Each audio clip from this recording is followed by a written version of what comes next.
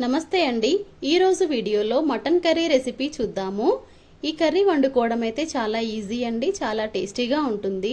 దీనికి మసాలా ప్రిపేర్ చేయడానికి 3 టీ స్పూన్ల ధనియాలు, ఒక 10-12 బాదం పప్పు, గుప్పెడన్ని ఎండు కొబ్బరి ముక్కలు, 1 టేబుల్ స్పూన్ గసగసాలు, ఒక 4 లవంగాలు, ఒక యాలక్కాయ, చిన్న దాల్చిన చెక్క ముక్క ఒక బౌల్లోకి తీసుకొని మరుగుతున్న వేడి నీళ్లు పోసి నానబెట్టాలి।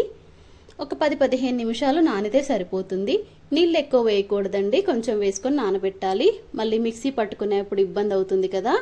ఇప్పుడు స్టవ్ పైన కుక్కర్ పెట్టేసి ఒక 150 ml దాకా నూనె వేయాలి।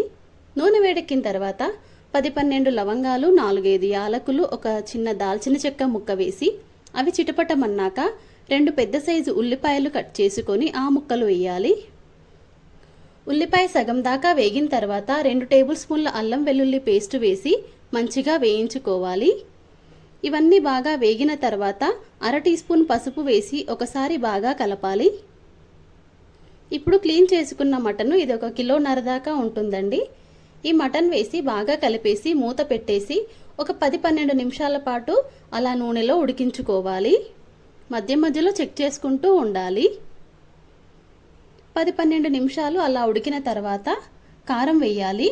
ఒక 3 టేబుల్ స్పూన్ల దాకా కారం అయితే వేసానండి, మీ రుచికి తగ్గట్టు వేసుకోండి। కారం వేసి బాగా కలిపేసి 1 నిమిషం పాటు అలా ఉడకనివ్వాలి।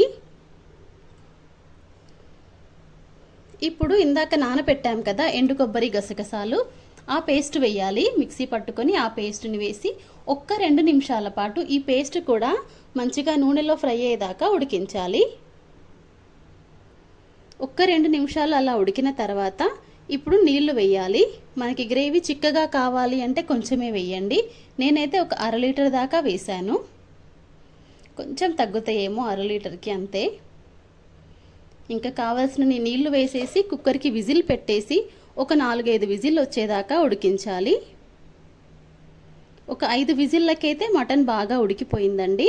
ఉప్పు ముందే వేయలేదండి, మటన్ కొంచెం ముదురుగా అనిపించింది, అందుకే ముందే వేయలేదు నేను। మటన్ ఉడికిన తర్వాత ఒక 2 టేబుల్ స్పూన్ల దాకా ఉప్పు వేసాను, మీ రుచికి తగ్గట్టు ఉప్పు వేయాలి।